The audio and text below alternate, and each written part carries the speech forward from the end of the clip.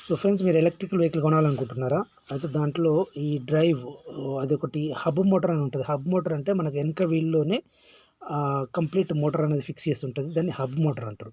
దాన్ని BLDC motor కూడా ఉంటాయి అంటారు దాన్ని. ఇంకోటి నెక్స్ట్ వచ్చి మిడ్ డ్రైవ్ మోటార్.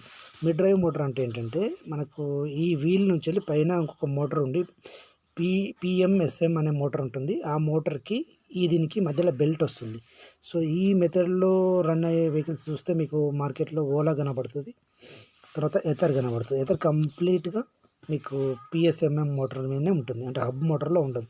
హబ్ మోటార్‌ని తీసుకుంటే మనకు లోకల్‌లో దొరికే ప్రతి వెహికల్ హబ్ మోటారే ఇస్తున్నారు. అంటే బిలో 1,00,000లో. సో ఈవెన్ ఓలా కూడా హబ్ మోటార్‌కి వచ్చింది. టీవీఎస్ ఐక్యూబ్ కూడా హబ్ మోటార్‌కే వచ్చింది. ఈ హబ్ మోటార్‌లో కూడా క్వాలిటీ మోటార్‌ని మీరు తీసుకోవడం వల్ల వర్షంలో మీరు వెహికల్ వెళ్తున్నప్పుడు దాంట్లోకి వాటర్ వెళ్ళకుండా ఉండే ప్రొటెక్షన్ ఉండే హబ్ మోటారే తీసుకోవాలి. అది